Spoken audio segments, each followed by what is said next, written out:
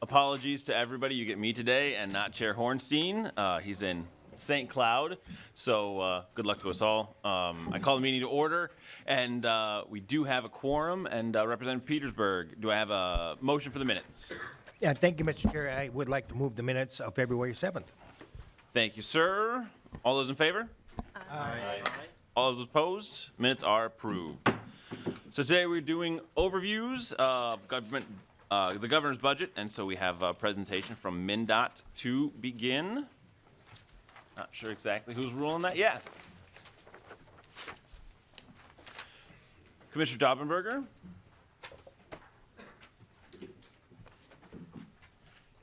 Thank you for being here, and once you get settled, please state your name for the record and proceed.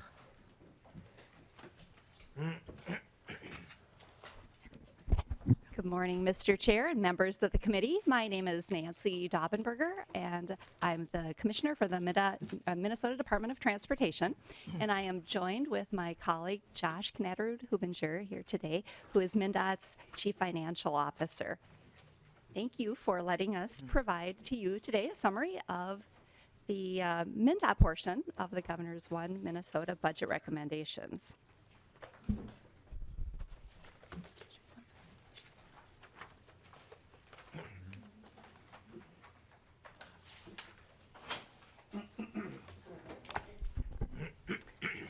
MnDOT has 22 items in the governor's budget recommendation.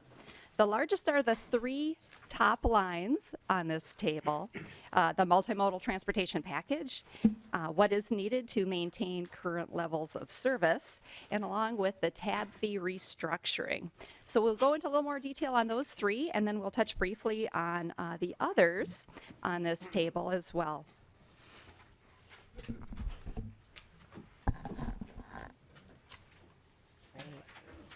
The multimodal transportation package recommendation of $722 million general funds over 4 years is generally split between half and half between trunk highway needs and everything else transportation related in MnDOT's budget. And also the recommendations for $50 million in trunk highway bonds to provide matches for federal grants. So a little more detail on the first half. The $358 million is a recommendation for a general fund transfer to the trunk highway fund over 4 years.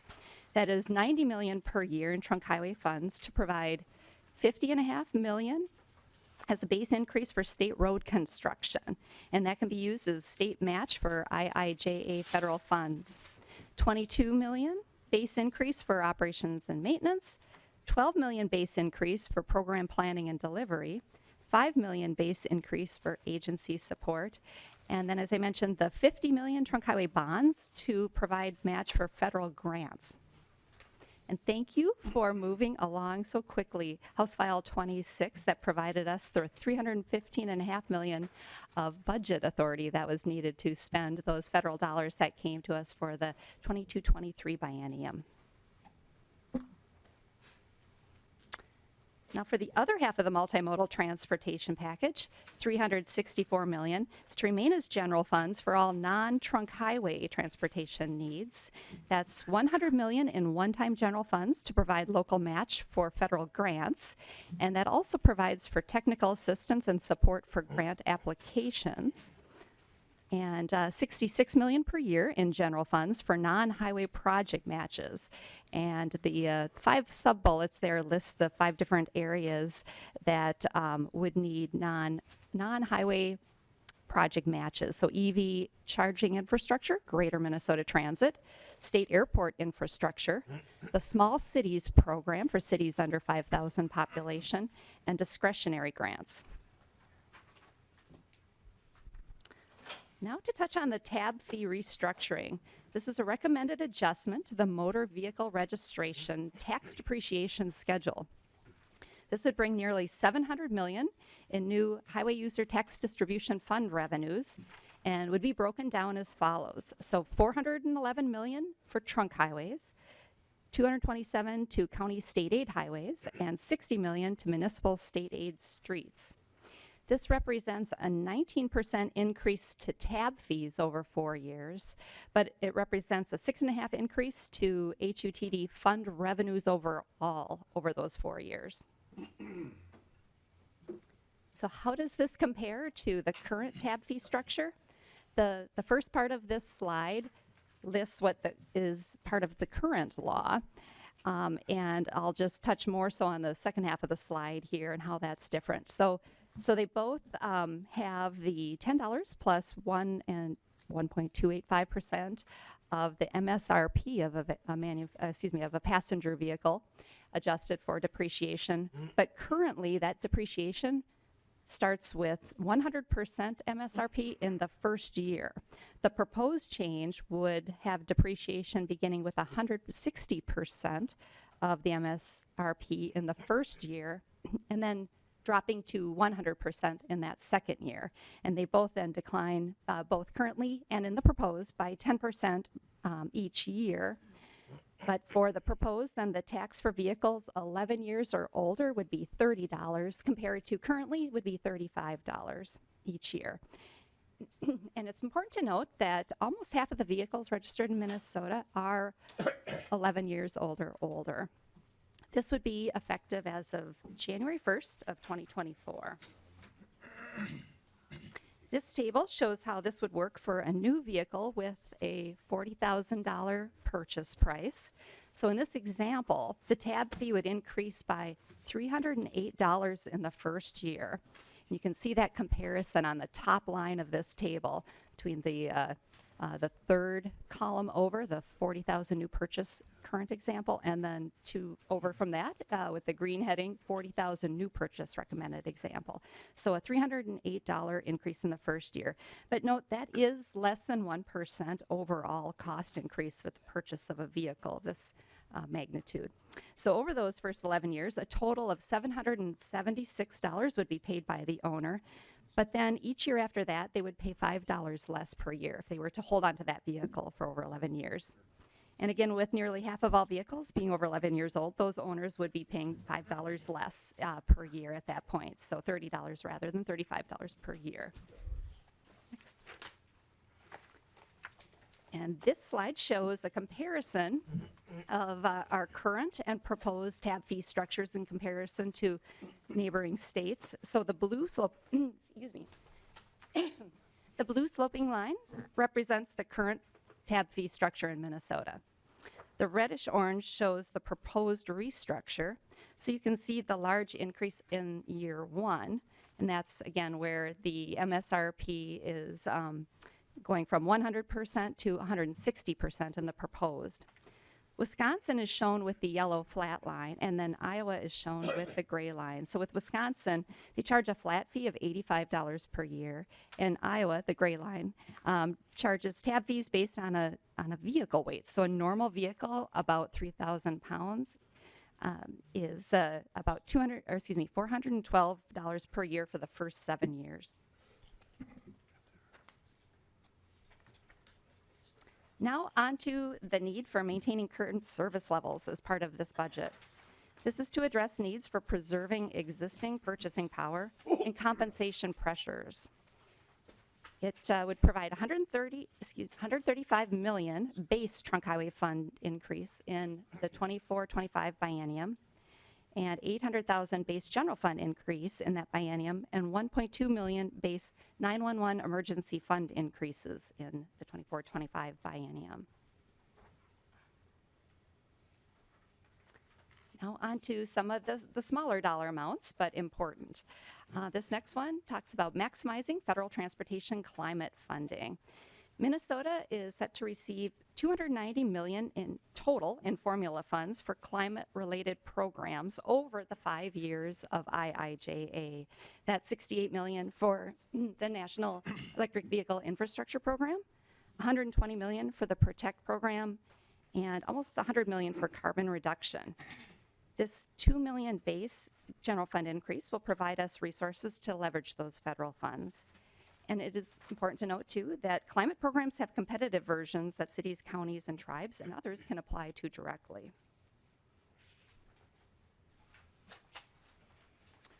MnDOT owns and maintains the ARMOR system. That's the Allied Radio Matrix for Emergency Response System. The recommendation is $2 million in one-time general funds to replace aging radio towers in buildings. Each cost about $1 million to replace. We own there are 333 towers, and this would get at 2 of those. The need is actually for 11 towers, a need of replacement, but to at least start working at some of the replacement, this would get us part way. ARMOR's Minnesota's shared public safety communications system. It provides mobile radio coverage within all 87 counties. So when cellular networks do not quite hold up, such as like during the 35W bridge collapse or during social unrest, the ARMOR system communication backbone was strong and performed as needed. It's a very important public safety communication system in Minnesota. The next is the needs for strategic technology system investments.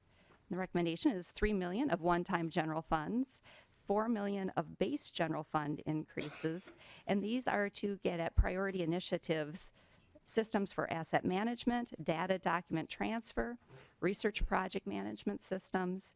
The one-time funds allow for implementation and modernization of core systems, applications, and platforms, and the base funds allow for that ongoing support and maintenance that would be needed. Local transportation disaster support. So there are 2 items noted here. The first one, $3.3 million one-time general funds to reimburse local public agencies for disaster spending. That would cover 4 state-declared disasters from 2018 to 2020. Now on that, that's really just a placeholder at this point because I understand they will be receiving that from the Department of Public Safety in a few months. But the next one, the $1 million base general funds for future disaster relief, that would create a disaster relief contingency account that would be used to reimburse local public agencies. So that is a recommendation for a base general fund of $1 million.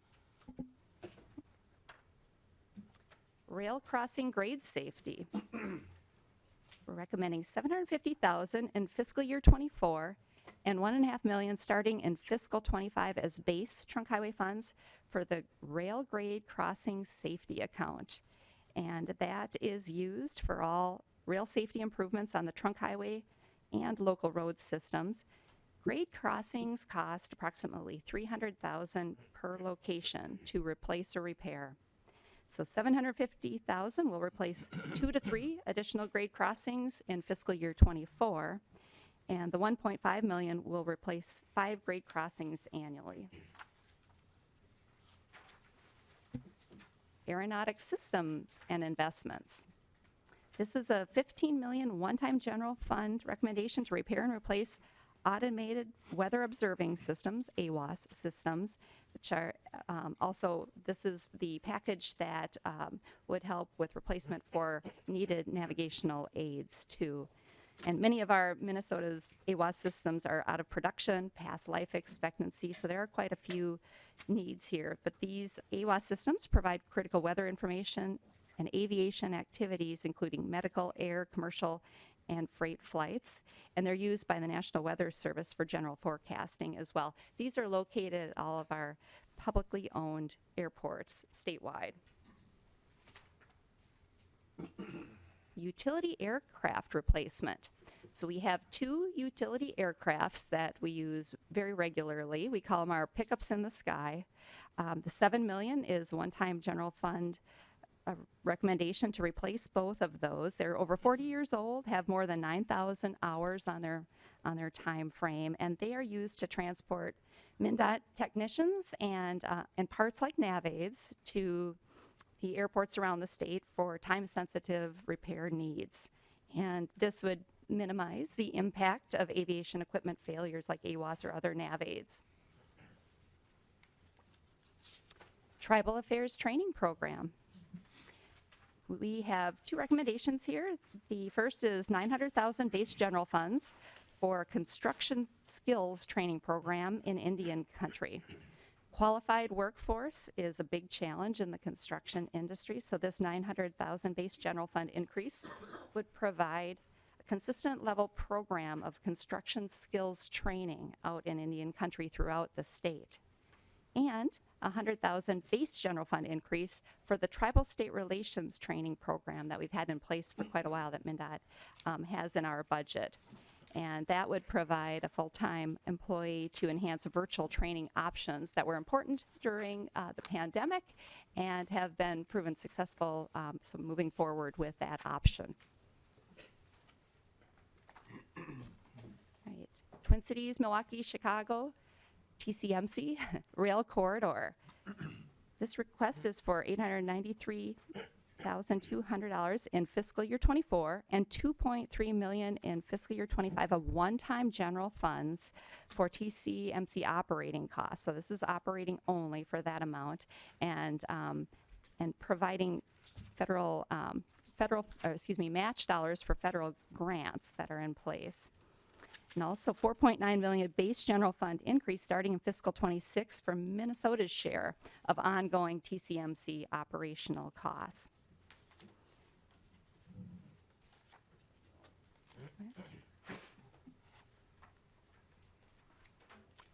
Stone Arch Bridge. This is a repair project that we are preparing plans for.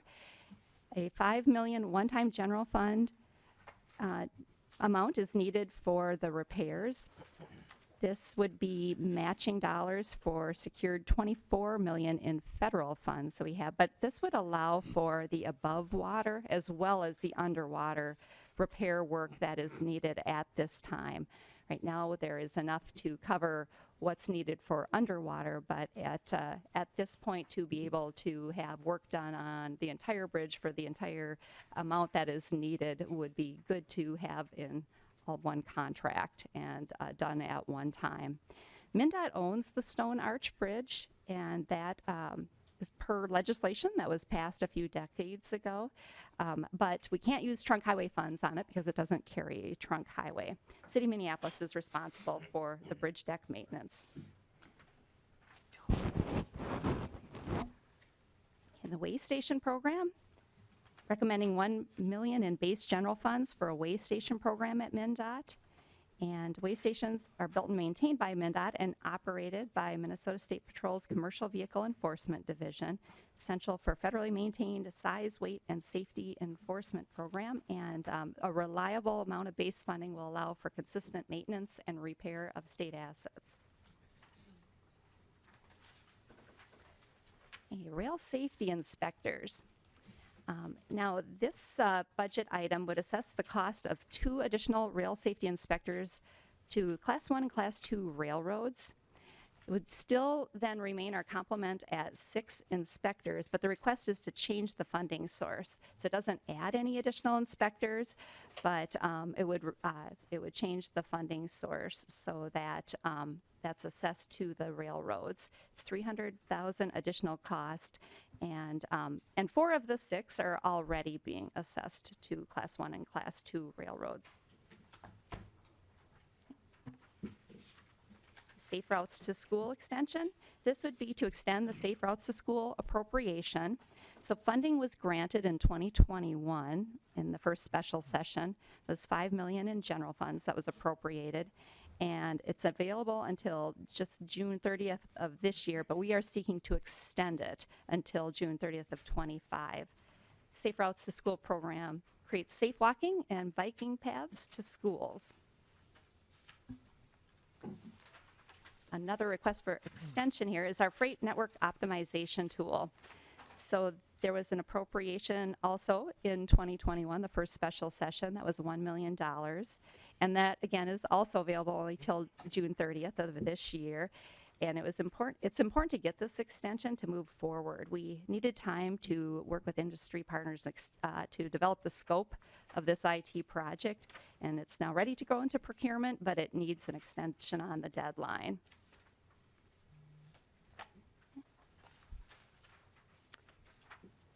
This next budget item, the meteorological towers registration fee, is not an ask for funds. It's asking to remove the $50 fee to register these towers. The administrative costs of collecting this fee is actually more than what we receive in revenues. So we are proposing to, again, not a funding request, but to remove this fee. And we do think that removing the fee may increase the registration compliance, which is important to know where these towers are, especially for navigational or aviation needs when it comes to potential obstructions in the airways. So important to get these registered, but the fee collection itself has been more cost to us than the actual fee coming in. The authority to charge for traffic control. So this budget item would permit MnDOT to collect traffic control costs. So MnDOT incurs staff time and equipment usage costs when we're responding to crashes or traffic incidents.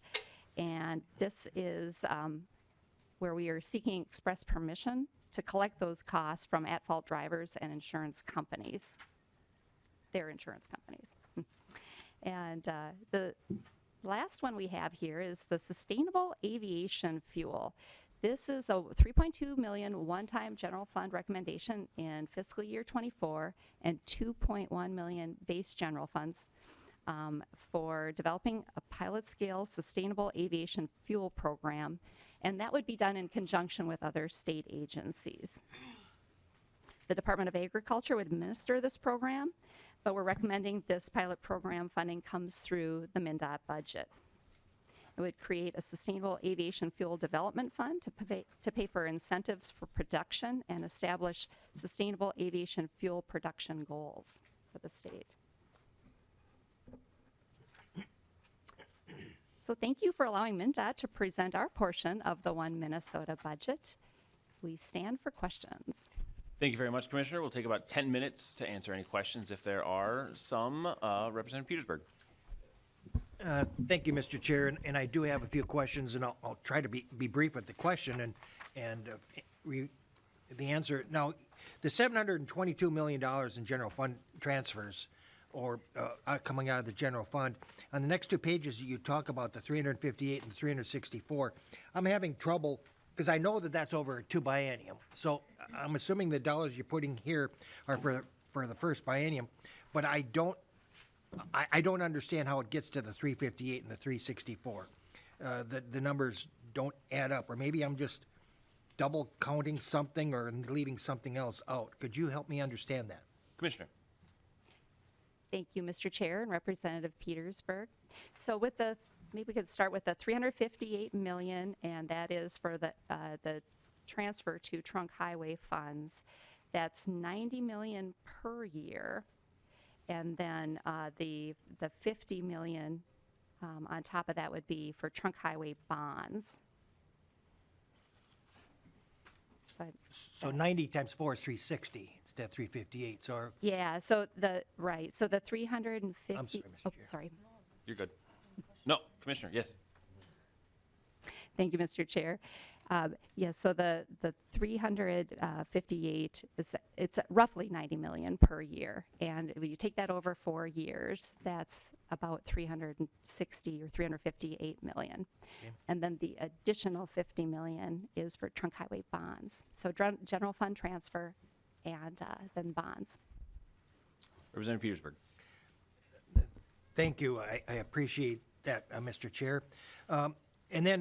And I'm assuming the same is true of the other, that there's some rounding errors or rounding changes there that have an impact here. I noticed throughout this presentation, there's an awful lot of base increases. Do we have a total figure on how much the transportation base budgets are going to be increased with this particular budget? Commissioner. Thank you, Mr. Chair. Representative Petersburg. I'm going to defer to my CFO for that question.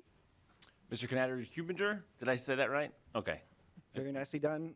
For the record, again, Josh Knatter-Hubinger, CFO at MnDOT. If you look at the table here, I don't know that we have a total for the base. We can easily get that for you. But just important to note that pretty much every sizable amount on this table is one-time funding. And for the most part, the base funding are those smaller amounts. So when you see these large dollar amounts, the base funding is a very small percentage of the overall total. Representative Petersburg. Thank you, Mr. Chair. Yeah, and if we could get that base funding piece, I think that would be helpful because it may sound small, but when we are dealing with very small increases in the HUTD growth, it's important to know what those bases are because that extends what our cost is going to be into the future with reducing revenue sources. It's important. The last question I'm just going to ask is just on railroad safety inspectors, and it's something that's always been a concern for me, is that what in the history or past has led to the department not having confidence in the rail inspectors that the railroads themselves actually have. And the reason why I ask that is because I know OSHA and a lot of other agencies provide their own inspections when they aren't sure that the inspecting is going on, or they do something to verify the quality of the inspections rather than assessing. Because I don't know of any other industry that actually pays not only for their own inspectors, but for the government inspectors as well. And this just seems like kind of an oddity. And so if you could give me some background as to how and why this came about, I appreciate that. Commissioner. Thank you, Mr. Chair, Representative Petersburg. So I believe this was in state statute as a requirement a few years ago, and the history on that, what it came from, I believe has to do with some oversight needed on railroads inspectors to provide a program to look at that consistently throughout the state. But with that, I'm going to look at my CFO, see if he or anyone else here knows any more history on that. Mr. Chair, if I could We might ask. phone a friend. For sure. Mr. Rudin, please state your name for the record and proceed. Thank you, Mr. Chair. Eric Radine with MnDOT Government Affairs. And I believe that the rail inspection program was created because there was a feeling that the existing inspectors provided by the railroads, as well as some federal railroad administration inspectors, were not doing an adequate job of inspecting the rail system in the state. And we are working on some information. We had a request from the railroads recently, so we're pulling together some information about the number of inspections that are performed annually, as well as the number of findings or citations that the state rail inspectors find on an annual basis. And it is a fairly significant number. I don't have that with me, but we can certainly get that for you. Thank you. Representative Petersburg, any follow-up? Yeah, just quickly. So I believe that same premise is the reason why we have other inspectors. And if it was just to review the quality of the inspectors that the railroad has, that'd be one thing. But in this particular case, it's actually replacing and doing duplication. And so, and when you talk about, well, your inspectors covered up, found these things wrong. If it's true that the railroad also did and has corrected it before the inspectors could actually even put in a report, isn't that redundancy? And second of all, it seems that if the railroads had agreed to 4 inspectors and the state wanted 2 more and have paid for it at up to this particular time because of the feeling that the state needs that support, again, why should the railroad companies have to pay for it? It's just a question that I ask, and we'll have further debate on it, Mr. Chair. Yeah. Thank you. Well, this will all, just to make sure everybody knows, this will all be coming back to us multiple times into the future. So we'll save those detailed type questions for that point, if that's all right. Yep. Representative Cagle. Thank you, Mr. Chair, and probably want our numbers guy up there. I'm just kind of curious about formula versus discretionary funding. And so is the multimodal transportation package, the 358, is that formula, or is there discretionary in there as well? Mr. Canadio, you your turn. Mr. Chair, Representative Cagle, so there's a couple places where the distinction between formula and discretionary shows up. So $358 million of trunk highway funds, so this is money coming one time from the general fund, then available over the next 4 years over the life of IIJA. But largely it's that first sub-bullet, that $50 million of state road construction. The math would say we need about $40 million a year for the formula component of trunk highway funds of the new IIJA federal funds. So conceptually, about another 10 million is left over for discretionary there. That 50 million of trunk highway bonds would be available for discretionary because those are available for 4 years, so there's some more flexibility. And then kind of conceptually for the 364 million of one-time general funds, the 100 million is for discretionary. That's a kind of one-time pot. And then the rest of the bullets are basically for the formula components, except for the 10 million for small cities. That's just a statutory program going to those small cities, not really related to IIJA. And then there's that additional 29 million a year there for discretionary ongoing too.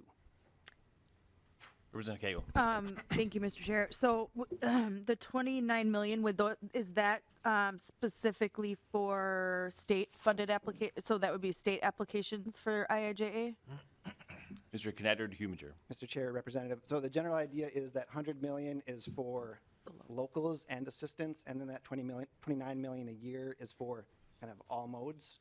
So any eligible entity depending on the grant program, which is different for each program. So really anybody. Okay. Thank you. Representative Olson. Thank you, Mr. Chair. Wow, that's a really loud mic over here. Usually on the other side, the mics aren't that loud. So my question is in regard to this tab fee restructure, this tax, and my biggest question is, can you explain the reasoning behind changing the depreciation from 100% to 160%? Is there some form of math that would state that a more expensive, newer vehicle does more damage to the road, or would in some way, shape, or form cost more to the Department of Transportation? This seems to me like it's a money grab to try and increase $700 million worth of taxes on our Minnesota taxpayers. If you look at the idea by the states, you've got 7 states that are value-based taxes, including the state of Minnesota. You've got 12 that determine it based off of weight, which kind of makes sense to me. I would assume that a heavier vehicle actually costs more damage to the road. And then more than half of the states, they start getting really small when you start counting on the map. Connecticut, Rhode Island are pretty small, so I might be a little bit wrong, but it looked like it was about 27 states are a flat tax. They say, hey, you're all on the road, whether you're on the road with something that costs $900 or you're on the road with something that costs $900,000, you are on the road. Can you please explain to me and at least assure me that this isn't just a money grab for people who are trying to buy newer vehicles? Commissioner. Thank you, Mr. Chair, Representative Olson, for that question. So this proposal would bring in that longer-term, sustainable, additional transportation funding that's needed to address needs across our system. So even though we've, in many parts of this budget, are requesting one-time funds, this would get at some of those ongoing needs. And the increase in the first year, I believe, is proposed due to when someone would buy a vehicle, typically, or very oftentimes, people finance that. And that additional cost does come to less than 1% of the overall cost of buying a vehicle. So that's proposed right in that upfront vehicle purchase cost, and then depreciates as we have in the current structure, starting in year 2. Representative Olson. So there's obviously no correlation between the value of a vehicle, right? That was me being a little bit sarcastic. This appears to me as though it is just one more way in which we can slap our taxpayers in the face while hiding it. So when you go to buy a new vehicle, I just purchased a new one in December. Now it was a 2-year-old vehicle, so the value of it wasn't that expensive in comparison to a newer vehicle. But when you're buying a vehicle, and it says, well, this is going to cost you, $27,000, and then you think to yourself, okay, now what's the hidden fees here? Because remember, they always say, oh, this is $27,000 plus tax, title, and licensing fees, and you're like, okay, so is that $5,000? Is that $4,000? I got to pay state sales tax on top of this, and by the end of it, you walk out of there and you're $30,000 down on this $27,000 vehicle. You're $35,000 down. I think it's shameful that we're hiding these things from taxpayers. I think that finding a way, you talk about a gas tax, everyone sees that price. Everyone recognizes it. It sits there right there on the gas pump. It says the state of Minnesota is receiving this amount of money in that little sticker. There's a little sticker that says it. It absolutely does. It says the federal is getting this much and the state is getting this much. right there for the taxpayers. If you want to buy the gas, you can buy the gas. If you don't want to, there's no hidden fees there on that gas. This is a hidden fee. I think it's shameful. It wasn't a question.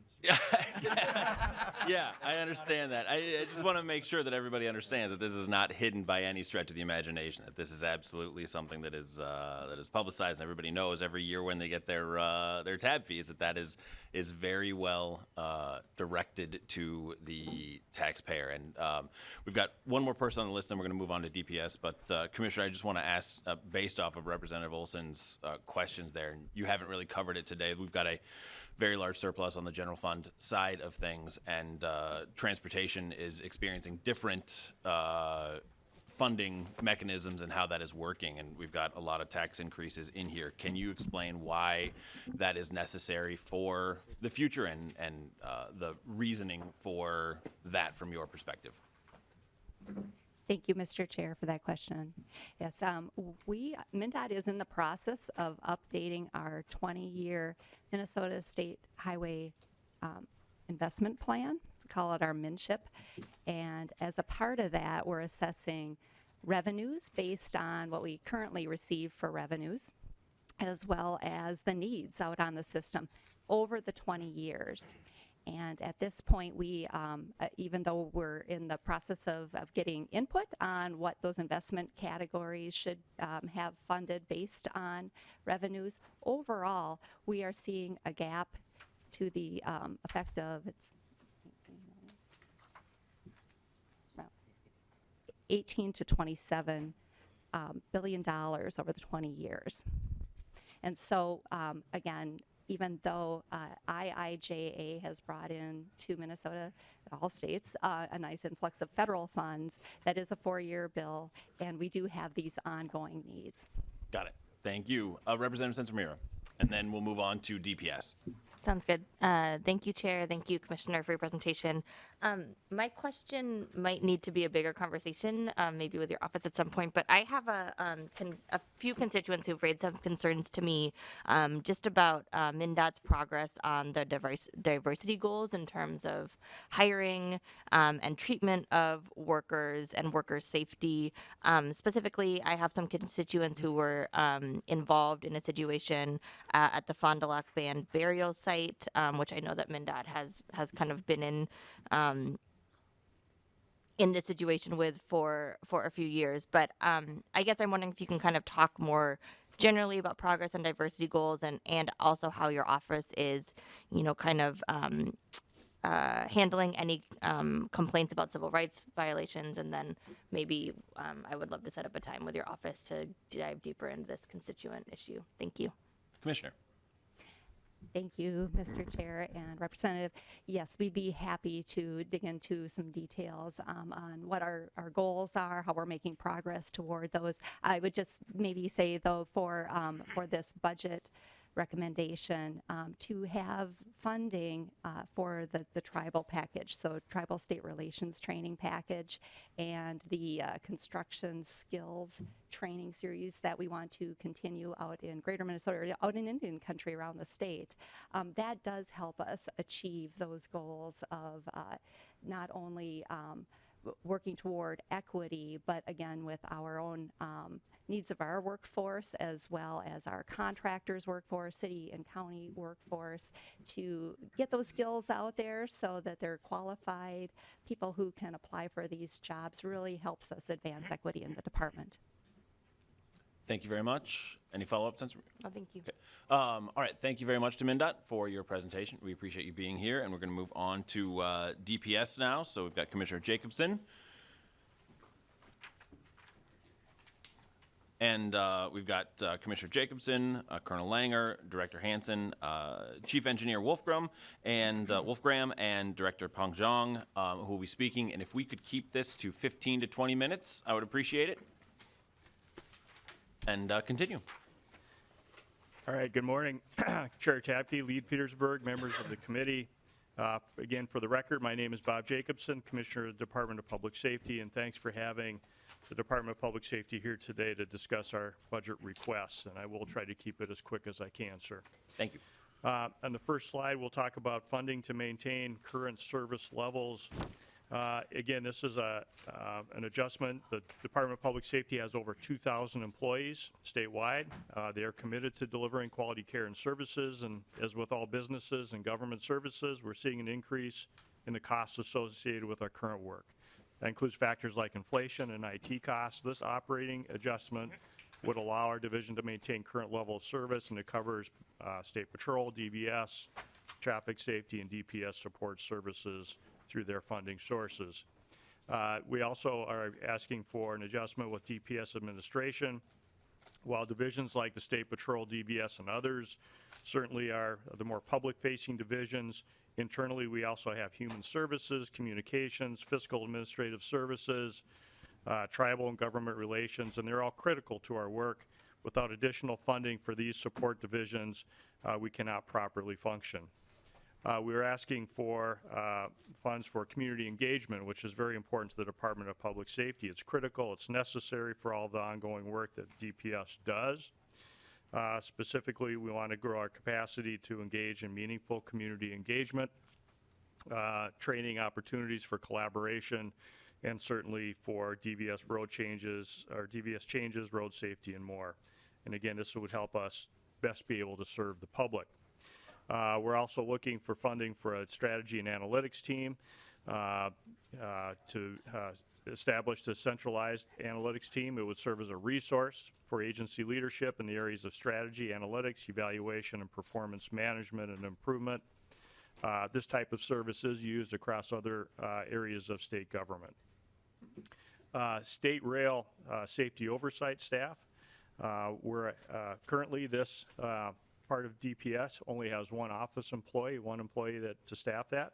It's responsible for ensuring Minnesota's light rail infrastructure meets safety standards so it can remain safe for the hundreds of thousands of riders and communities that's served by light rail trains, and includes oversight of Metro Transit safety procedures and equipment. And as you know, Metro Transit light rail system is growing and set to double over the next few years. And then the last item is soft body armor moving to the public safety budget. That's also very important. The agency is requesting to move our soft body armor funding to public safety. This has historically been funded out of the transportation budget. However, moving this funding to public safety appropriately broadens the, to meet the needs of our vast public safety professionals in the state of Minnesota. And with that, we welcome Colonel Langer to continue. Thank you very much, Colonel Langer. Thank you, Commissioner. Thank you, Mr. Chair, members of the committee. My name is Matt Langer. For the record, I have the honor and privilege of serving as Chief or Colonel of the Minnesota State Patrol. And if we go to the next slide, tell myself to go to the next slide. We've got just a few things here that we're seeking this year. The first is an important deficiency request for this fiscal year at $6.8 million to cover increased costs that basically come in three buckets. About $4.4 million is related to salary, about $1.2 million is related to the increased cost of new squad cars, and about $1.3 million is due to increased cost in fuel. That's a need for this fiscal year only as a deficiency request. Second is State Patrol Aviation. We have a request for a new twin engine helicopter. This also includes 4 additional pilots. You've heard probably in the news, and I believe I testified once previously to this just momentarily, that our aviation services have really been, their use has been expanded. We're doing a lot more. We're flying 25% more than we have in the past, specifically to help with some of the violent crime challenges and also the pursuit mitigation strategies that really help make our roads safer and help apprehend those that are on the run as safely as possible for everyone involved. But our aviation unit also does a lot of work in greater Minnesota related to search and rescue, whether it's someone with a broken leg in the boundary waters or an Alzheimer patient that has wandered away from a facility or a home. Those are things that we do quite regularly, also with the Minnesota Aviation Response Team, which is a partnership with the St. Paul Fire Department. So this would expand our helicopter fleet from the current 2 single-engine helicopters to 3 with the additional of a twin engine. The twin engine can fly higher, it's safer, it's a bit faster. In some ways is actually more efficient, which is kind of counterintuitive, but that's what the maintenance projections tell us. And it also importantly has a hook rescue capabilities, so you can do hook rescues with a winch system, which allows us to do nighttime rescue, and currently we cannot do that, and the only entity that can do that in Minnesota is an activation of the Minnesota National Guard, which is difficult when someone has a compound fracture somewhere in the state of Minnesota. The next one is a commercial vehicle enforcement. This basically allows us to access the federal funds that are available, so it's an increase to the base budget of commercial vehicle enforcement. It requires state funding in order to access those federal funds. These dollars would be put to use for additional education, industry work, and in commercial vehicle enforcement work across the state of Minnesota. And then the last one is CALIA accreditation. So this is essentially FTE money that would be to have staff, experts to come in, be members of the State Patrol, employees of the State Patrol, but their goal would be to work us as an organization through accreditation. CALIA is really the sole entity that does that. There's a very intentional and specific, laborious, long process to do that work, hoping to identify problems that might be lying in wait or things that we can do better. That would focus on the organization as a whole. It would also focus on our academy environment, and it also has a dispatch component too, so it's a rather comprehensive and actually very admittedly difficult process, but one that we think is important for us into the future. Thank you very much, Colonel Langer. Next up, we have Director Hansen.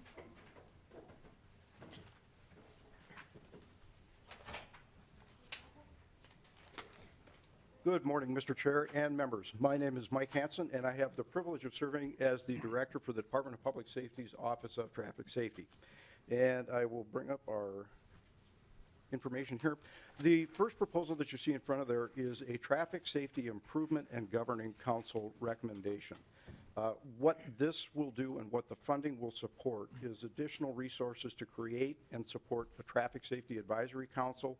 It will also be used to provide the resources and the support for our local safe roads coalitions across the state. This will support the Towards Zero Deaths program reorganization, which our partners at MnDOT and the Department of Health have been working on for about the last year and a half. And we want to bring some structure and some organization and, most importantly, some state resources to the TZD program, which will then, again, support those local safe roads coalitions with training, with equipment, with materials, and educational outreach ability. And then finally, this will also help us to, with our match requirement for all of the federal highway safety dollars that we receive from the National Highway Traffic Safety Administration. As I think all members are aware, the IJA legislation meant a significant increase in the transportation budgets across the country, including in the safety arena. Our budget will go up by somewhere about 20% or more in the federal traffic safety dollars we receive, and we have to match those either at a 20% or a 50% level, depending on what program or what project that we're using that federal funding for. The second item that you see there is a Traffic Safety Data Analytics Center. Everything that we do at OTS to try and solve the tough traffic safety issues that we face in Minnesota and across the country is based on data. We've got a lot of data out there from a lot of different sources. The problem is, how do we bring that data together in a real and usable way so that we can take our analytics to that next level? And with the proper funding, the proper resources, we can obtain the software and we can have the staff that will enable us to really take our analytics capability to that next level, which is really going to be the key to significantly improving traffic safety across the state. So being able to use all of that data in a real world way, in a real time way, makes us much more efficient, much more flexible, and able to solve those problems. And then finally, the last item that you see there is funding for a pilot project authorizing roadside testing for drivers who are suspected of a drug impairment and not alcohol alone. And what the funding will support is training for the advanced roadside testing for drug impaired drivers that we provide to law enforcement. It will support the training program for the drug recognition evaluators across the state. It will help us to buy the equipment that we need to test and validate. It's currently in use in over 20 other states across the country. And so Minnesota just needs to catch up a little bit and to certify these units much the same way that the alcohol PBT that law enforcement uses right there. And then finally, the instruments that we're going to use in the pilot project will enable us to get a much clearer picture of the prevalence of drug-impaired driving on Minnesota roads. Right now, we don't really know how frequent this is occurring or how significant the multi-substance abuse, people who are using more than one substance at a time out there. These instruments will help us to gather that data so that we can develop the countermeasures to prevent those events from occurring in the first place. Mr. Chair, thank you. I appreciate your time this morning. Thank you very much. Next up, we have Chief Engineer Wolfgram.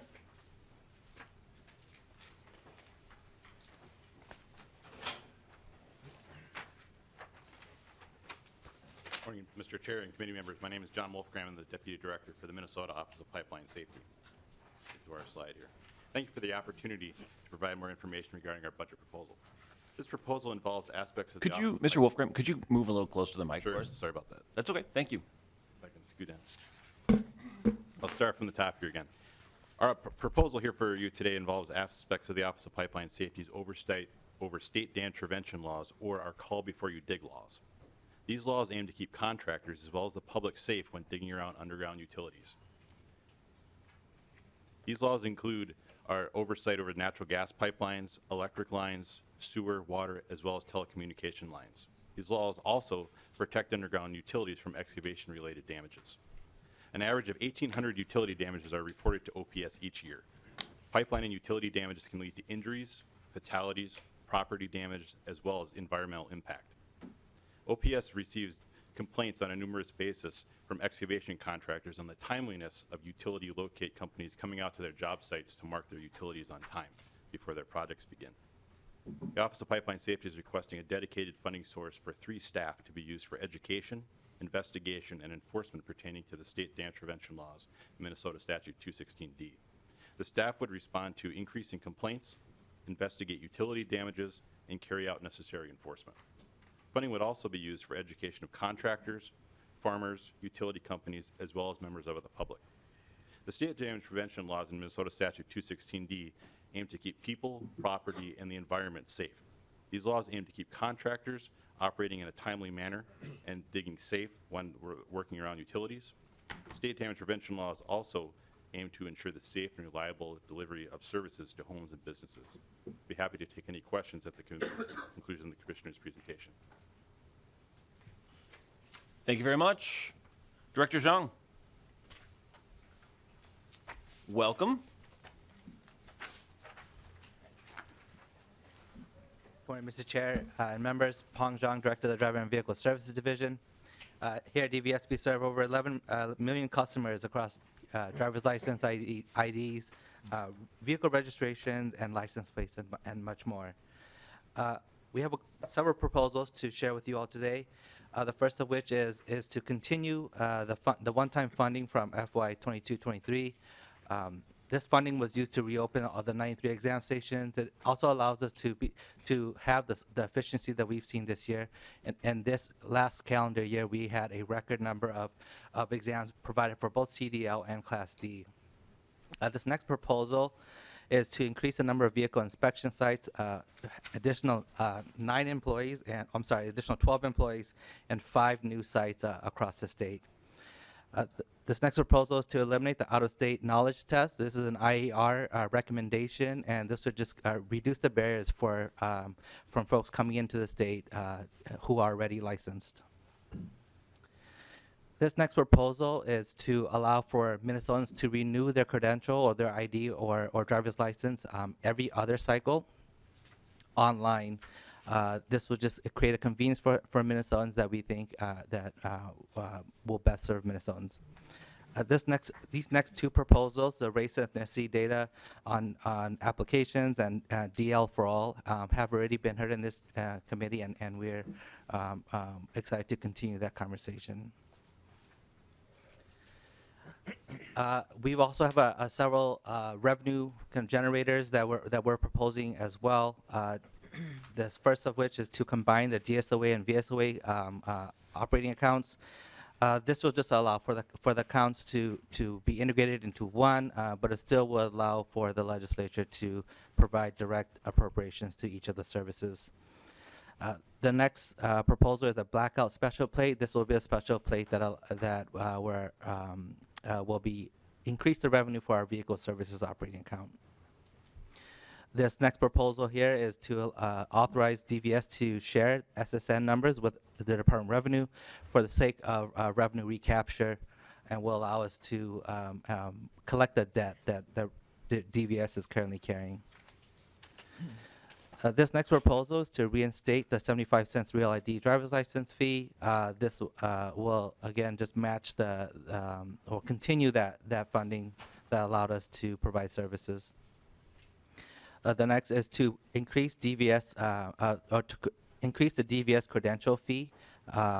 This will allow for revenues to match the expenses out of that come out of the account. The DS account supports all DS driver services functions throughout the state, beyond just the credential. And the last of which is an IER recommendation, which is to increase the filing fee. This is a transaction cost when customers come into to make applications at one of our locations or one of our partner locations. And the fee increases, again, are part of the IER recommendation. Thank you, Mr. Chair and members. Thank you very much, everyone. And we're going to take about 10 minutes for questions here. But before Mr. Zhang gets too far away, I just want to say, thank you to you. My oldest just turned, you take a lot of heat for driver's license testing and all that kind of stuff. And my oldest just turned 16 on Monday. And we got it scheduled right away for a test. It's local, and she's got that coming up here in a couple weeks. So I just want to say that the system worked perfectly, and I just appreciate all you do. So thank you for that. Representative Petersburg. Thank you, and this would be for Mr. Zhang as well.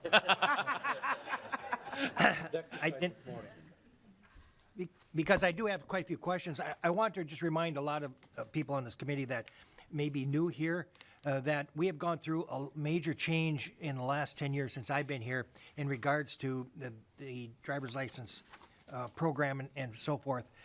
We had the legacy system that got changed into Midlar system, which was at best a fiasco in implementation, and then moving on to MinDrive. But during that time, our deputy registers were inundated with a lot of extra work and stuff for it, and they're still struggling to get some of their footing back. And a couple of things within this budget leads me a concern in regards to how those are funded. For example, renewing online driver's license every other cycle. And it looks like there's going to be a revenue increase of $1.8 million. I'm assuming that $1.8 million is the additional fees that will be collected by the state rather than deputy registers, which means that the deputy registers are getting that much less over a 4-year span as well. So I think that's a concern. And if you could kind of talk about that, and then I got a question about a few other filing fees. Mr. Zhang. Mr. Chair, Rep. Petersburg, that is correct. The revenue that we're forecasting there is the filing fees that we would expect to see come through the online system. We know that some will leverage the system. We made a conservative estimate on how many people we think would actually leverage the online renewal. But we recognize that some of that traffic would move to the online platform. Representative Petersburg. Thank you, Mr. Chair. And the other question is on the last page here. Something just, somehow I'm not tracking as to how this works. We're reinstating a 75-cent Real ID license fee. That's bringing in $958,000 per year. But the fee increases for filing, going from 8 to 11 and 8 to 16, is only bringing in half as much. I mean, it seems that should be reversed. So how is it that 75 cents up here is only bringing 958, and the filing fees that are going up anywhere from $3 to $8 is only bringing in half? And I realize a lot of it is being done by deputy registers, but that seems quite a big discrepancy there. Director Zhang. Mr. Chair, Rep. Petersburg. The 75-cent surcharge only applies to real ID fees, and it does apply broadly to all real ID applications, new and renewals. The filing fee increase, as you correctly stated, will be based on the state transactions that we anticipate, and our deputy registrar partners, our DLA partners, produce the majority of those applications. Over 70% of driver's license applications are actually handled by our partners, and so that smaller amount is representing the portion that we think will be conducted by state employees. Representative Petersburg. Thank you. I anticipated that. I didn't realize it was quite that drastic a difference. I appreciate that. And I was going to inquire, and just briefly, the credential fee increase by $6. What does that bring it up to then? Mr. Jong.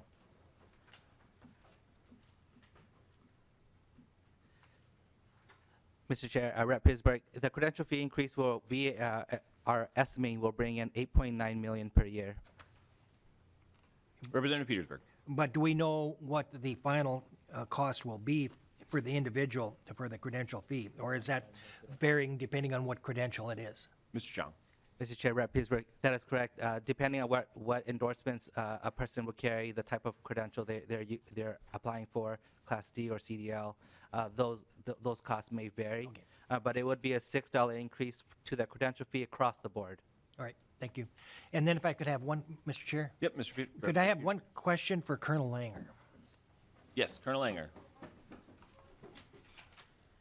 And we've got a couple folks on the list here, and just a couple minutes left in this discussion before we move on to Met Council. And so if we could keep everybody keep questions to overarching questions about the budget, and we'll, as I said before, we'll have lots of time in the future to get to dive deep into all these. So Representative Petersburg. Thank you, Mr. Chair. And it's a quick question. You had touched a little bit about the academies, and I know the department is really struggling on getting staff in place and getting the academies filled. Is there anything in the budget that is helping that particular piece out? Colonel Langer. Mr. Chair, Representative Petersburg, great question. So we're currently having 2 academies a year to maintain the status quo. That's a big shift for us. Academies are a big undertaking for us. They're expensive, but they're really critical for the success of the State Patrol. So to have 2 academies every year to maintain our staff and not yet been able to crawl up to the 63 new FTEs that the legislature had funded a couple of years ago is a real challenge for us. So the answer to your question is that's part of what's driving our deficiency in 2020, this fiscal year in 2023, and it's also part of the overall DPS operating adjustment is for us to be able to recapture those costs of just it's more expensive to have the employees we have right now given the environment that we're working in, and it's more expensive to hire, recruit, and train them and equip them given the cost pressures we have. Representative Petersburg. Thank you, and thank you, Colonel Langer, for what you do, and I hope we can be successful because it's an important part of our safety. Thank you. Representative Elkins. Thank you, Mr. Chair. So to Representative Lead Petersburg's question about the DVS stuff, Chair Hornstein and Chair Dibble have given Senator Jasinski and I the permission to carry this issue going forward. So Alexis Stengel in the Senate is currently drafting up a bill based on the King report that would reflect where we had what we had agreed on through last May in the conference committee report. And I'm hoping that Mr. Burress is going to be working with her. The two of them work very closely together in putting together that bill for last May. But it will be our starting point. It will come here and we will have that discussion. Thank you, Representative Elkins. Representative Kraft. Thank you, Mr. Chair. Just quickly, one of the first slides, it talked about maintaining current service levels going from 20.6 million to 29.9 million. That's a large percentage increase around something maintaining current staffing needs. Can you just, what's going on with that? Commissioner Jacobson.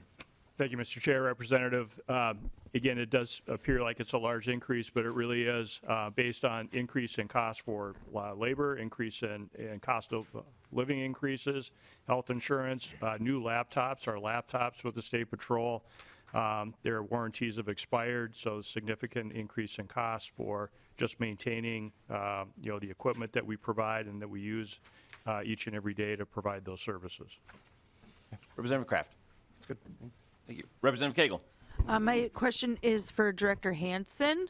Kind of curious about the Traffic Safety Data Analytics Center. How will this data be used? And how will the data be used? Mr. Chair, Representative Cagle, great question. And there's a variety of different ways that we can use that data. And eventually, if we can get into a predictive mode, we can identify the likelihood of an event taking place and then take proactive steps to prevent that from taking place eventually. But there's all kinds of different ways that we can pull the different data sets together now from a bunch of different places that will allow us to take a different look at the data and what it tells us. For years and years, our historical database has been crash records. We look at crash records to determine the who, what, when, where, why, and how a crash occurs, and then develop countermeasures from that. The crash records are kind of reactive after the fact. There's a lot of data sources out there now that will allow us to move to the next generation, to the proactive, looking at near misses and things like that. Third-party data sets. Our friends at MnDOT have incredible sets of data, but bringing it all together in a way that we can use it is the challenge that we have right now. Chair, Representative Cagle. Yeah, I think that's great. Thank you, Mr. Chair. I see this as maybe something that, having like that stretch of University Avenue by my house where we dragged y'all up there and made you climb the snowbanks. I see that as something that could have really highlighted that area quicker instead of just me complaining all the time.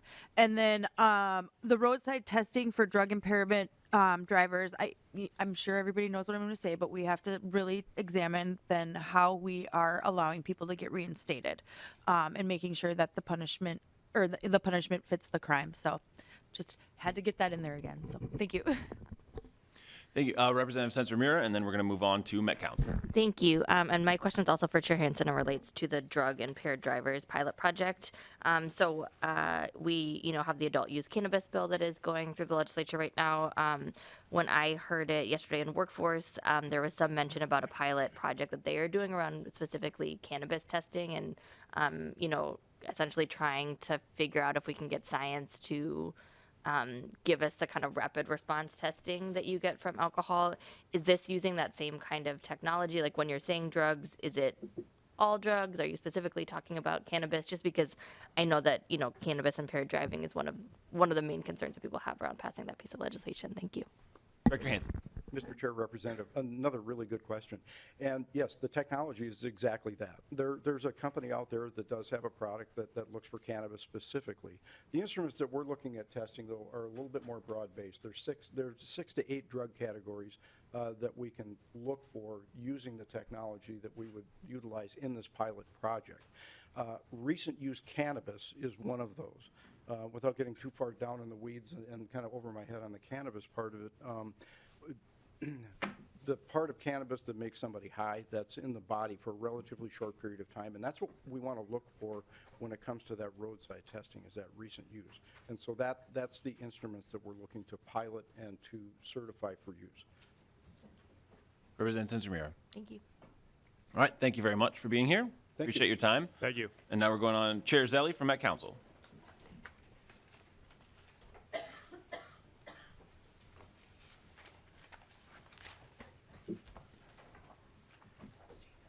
Chair Zelli, please proceed when you're ready. Thank you, Mr. Chair. Good morning, committee members. It's my honor to be here today to present the governor's recommended budget. I'm Charlie Zelli, Chair of the Metropolitan Council. I will just be fairly brief, and then we have other experts in the room if we have questions that I can answer. First and foremost in the governor's recommendation is the proposal for a dedicated sales tax in the metro area. This is at a 1/8%, so modest, but recurring sustainable funding is really something that has been sought for many years. Transit has a structural deficit, and in fact, not this biennium, but the next biennium, it would be as much as $260 million that is unfunded with the current operations. As everyone may know, we are expanding our system, both with transitways, large capital projects, and the arterial bus rapid transit, which I'll talk about in a minute. There are needs for not just operating costs and increasing operating costs, given the increases in operator pay, increases in our Metro Transit police force, and then, of course, additional needs in areas such as safety. This is the kind of the projection for what we would expect from a revenue stream over a 4-year period from that 1/8%. Again, as background, much as you've heard with MnDOT, a lot of our funding comes from the motor vehicle sales tax, which is less than its previous forecast. So it's kind of going the wrong way, which adds to the deficit.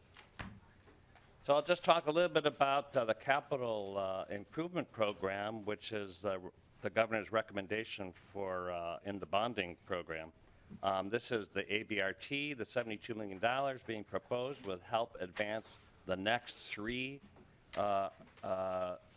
lines, the F line, the G line, and the H line. I'll talk about them in a minute. But as you know, this funding could be augmented by additional federal funds, and we know that there are other costs associated with ABRT, not just the project costs, cost of local governments to improve roadways, ADA accessibility, signaling, but it is a system that has had a tremendous success, and I often say relative success. If you think about the dampening of demand during the COVID, the ABRT lines are the ones that are coming back the fastest. The A line, the C line, and no more recently the D lines are in service. The B line is under construction, and of course there's also the F line. I'm sorry, the E line, which is under planning as well.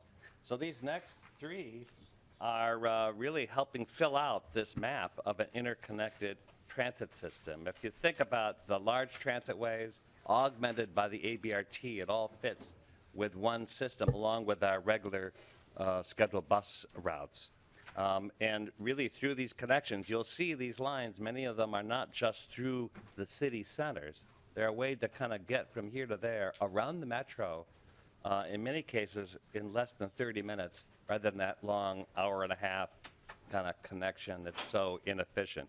These ABRT systems are more express. They have ticketing in enhanced stations. They don't have to pull over. They stay in their lane of traffic. And they even have a little gizmo that helps the traffic lights turn green. And I think it has really part of the future of this transit system because of the efficiency of these ABRTs. It makes all this become a network because there never is one line that makes sense. It's how they all kind of fit together. Just quickly on these 3 lines, and I won't go into length, but as you can see, this north-south line going north from Minneapolis, the F line ends in the Northtown Transit Center. Really connects a lot of this northern area to the city. I would just also kind of emphasize that this isn't just a commuter service. This is all day, every 10 minutes. This is not just about getting to your job. It's about getting to the grocery store, about getting to school, about getting to medical services, really how people live their lives. And that's been the success of these programs, is to know that you don't need to kind of check the app and see when the next bus is coming in an hour. It's coming if you just if you wait by the station. And a lot of that efficiency, like the signal preemption, isn't just making it faster. It makes this service very reliable. You can count on that frequency staying on a schedule. Again, additional routes, the G line on the East Metro. Again, not necessarily following the large interstates. This is a route that is very heavily traveled now, but it's the Rice Street Robert corridor. Again, north-south, but has great connections with other transitway developments. And then the longest and most perhaps robust future ABRT is the H line, east-west along Como, Maryland corridor. This is an area kind of north of the 94 travel shed, but covers a lot of communities, and again a very popular route. And we know that this too would make great connections with some of our transitways under development. So shifting quickly to our capital program recommended through the operating budget is a $29 million for one-time use to advance our electric bus program. This would pay for 30 buses, but a lot of this electrification requires not just buses, but the actual charging systems, the integration with the grid, and how we kind of maintain it again as a system. Our new garage is going to be equipped with charging stations. We work very closely with Xcel. With this funds, we're able to use not just to buy and upgrade the additional cost for electrifying buses, but it would also be a match for some discretionary programs as part of the IIJA bill.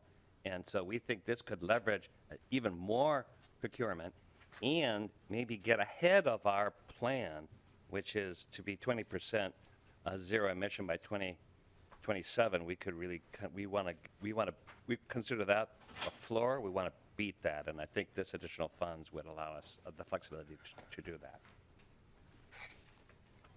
This is a bonding authority. We have issue our own bonds as a separate agency, and we regularly provide capital support for buses primarily throughout the metro, including Metro Transit, but others as well.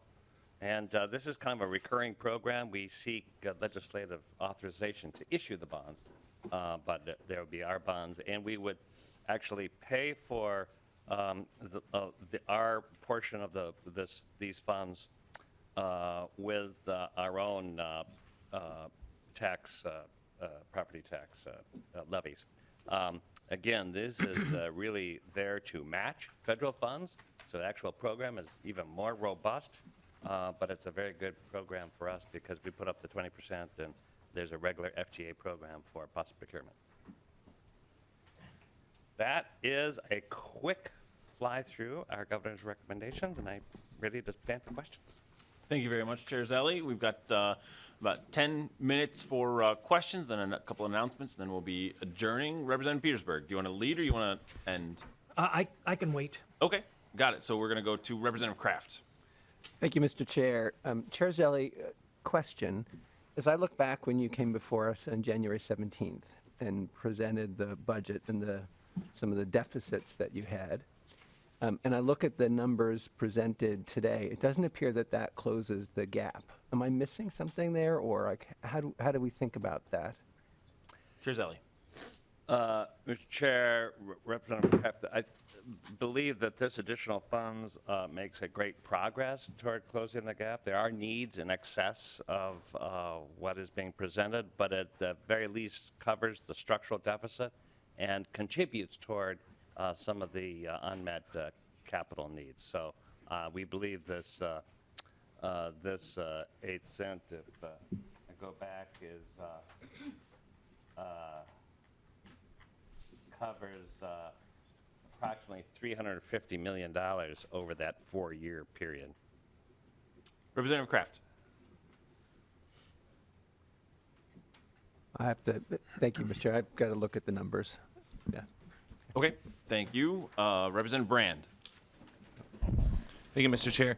And I just have a question. And Mr. Chair, if you could provide me with a little bit more clarification. I'm looking at this proposal, and it's got a lot of great conversation starters about different routes and things like that. I guess my question is, what particularly is the Met Council going to do about rider safety? Because I personally have had some very adverse, very uncomfortable situations my first week of the legislature that causes me to not ride the light rail any longer. Chizelli. Mr. Chair, Representative, no question, safety not only is our first priority, it's just an urgent concern. We recognize the challenges, mostly on our platforms and our trains. We are not only advancing our 40-point plan, which involves more defensive architecture enhancements, everything from live cameras to kind of safety zones, really about training, and then really augmenting our police force. We know that we can't do this alone. The public space of transit becomes the downstream symptom from a large addiction, mental health issues, but that doesn't mean we can't ignore it. And so we're working with counties, with many partners. In fact, we're now working with private security because the workforce shortage has really hurt not just operators, but our police officers. And so we're contracting with private security firms, particularly in station areas. We're now working and will actually be deploying more patrols with some other law enforcement agencies that we could do more cooperative work. I think that there is no silver lining, but if there is one, there is more cooperation and more serious conversations among not just law enforcement agencies, but local governments, state agencies, on how we can get our minds around the safety threat. These transit ways are part of people's everyday experience. And if it's not safe, if it's not welcoming for both our customers and our employees,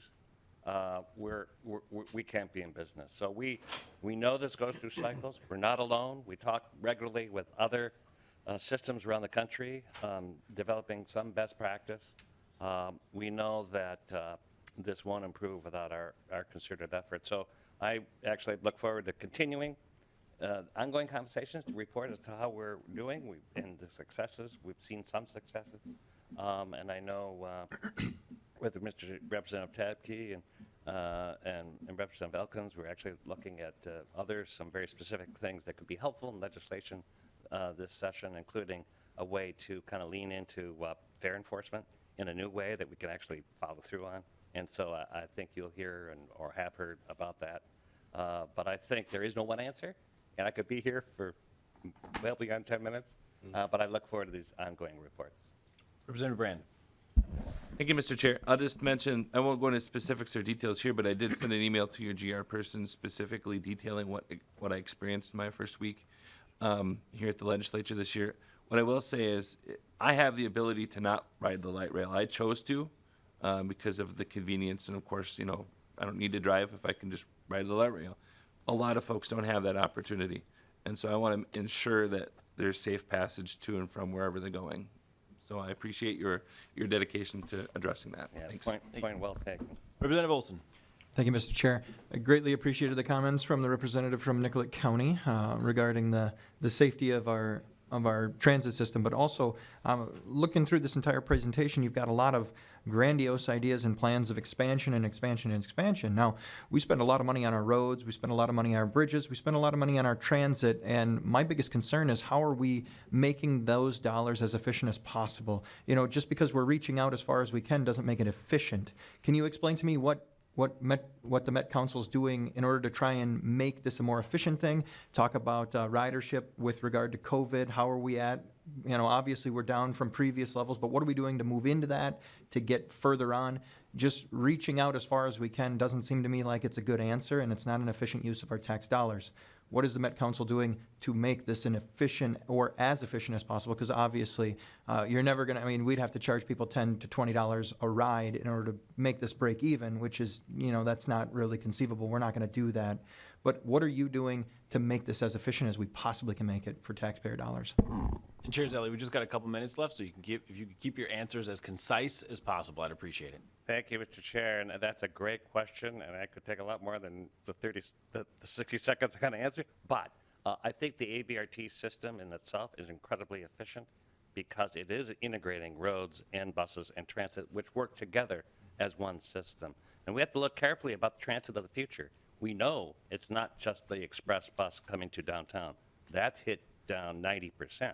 But other parts of the system are growing because in many cases, this is how people get around without a car. So we want to make that efficient. We think of the transit of the future is more local, more everyday, and we need to be thinking thoughtfully about where those lines are and how we can best deploy them to meet the needs. So I think it's a wonderful question, and I look forward to showing you more examples of what that efficiency means.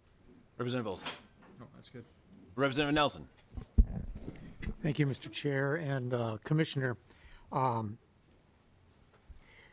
here about the electric buses, they cost more, and we need to subsidize that when we buy them. They're more than a diesel bus.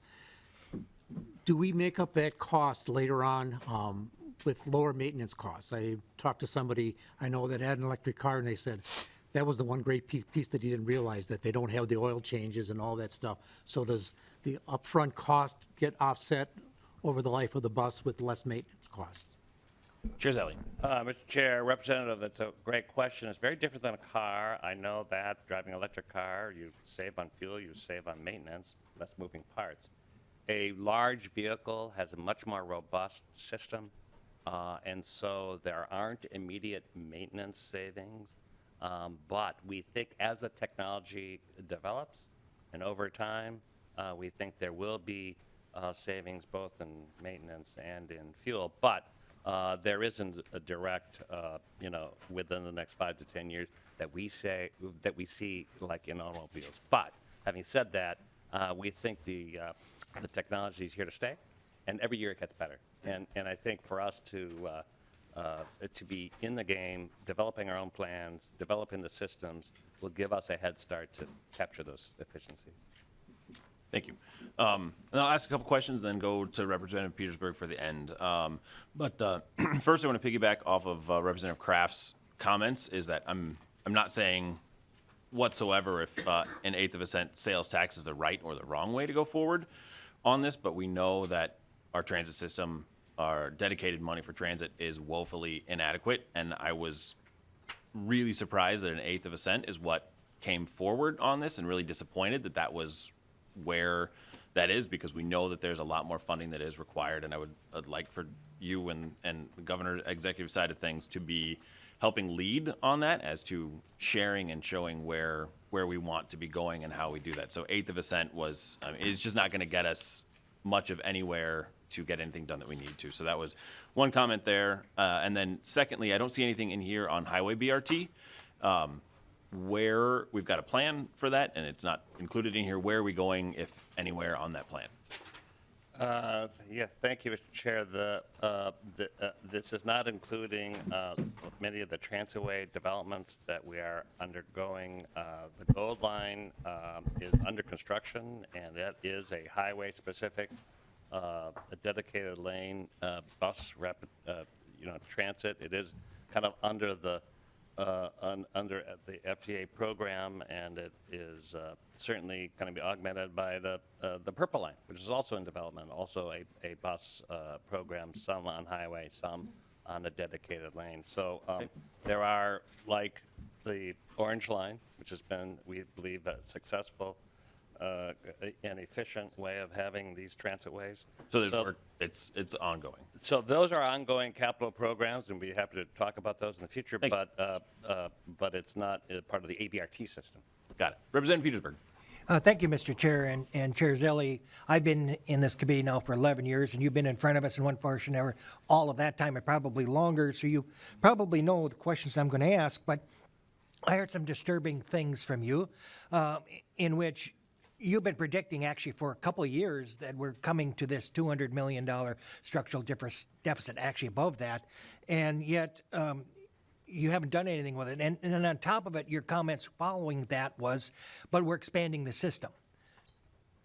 you're in a deficit, but you're expanding the system, means expanding the programs. And so I haven't really heard anything about what the council is doing to try to bring that into line with each other. Because I want to remind you and everybody else, you have your own governing agency and governing programs. It is your responsibility to fix this program, fix the deficit, not the state to come in and fix it for you. And so, do you have any ideas? Has the council talked about any ideas on how to get us back into more of a balanced budget situation? Chair Zelli.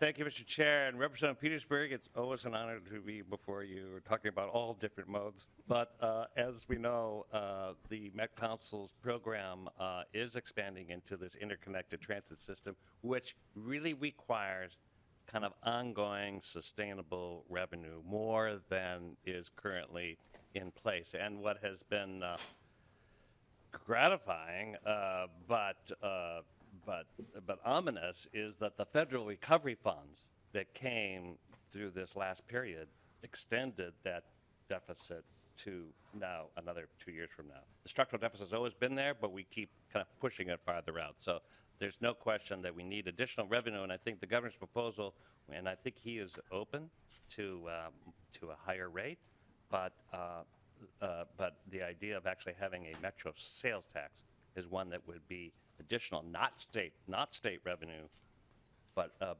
really delivering from the metro economy itself, the economy that's supported by this transit system. Representative Petersburg. Thank you, Mr. Chair. And I will just give some food for your thought. Sometimes when we balance a budget, it's not always about increasing revenue. Sometimes we have to create efficiencies and maybe reductions in some of the services that aren't as productive. So that may be something else that you could also consider. Thank you, Mr. Chair.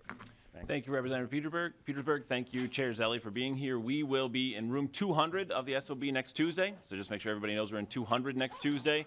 Second thing is everyone got draft language for transit safety. As Representative Brand mentioned, we're having a community meeting on Friday, tomorrow at 11 a.m. that everyone is welcome to join via Zoom if they would like. So with that, we are adjourned.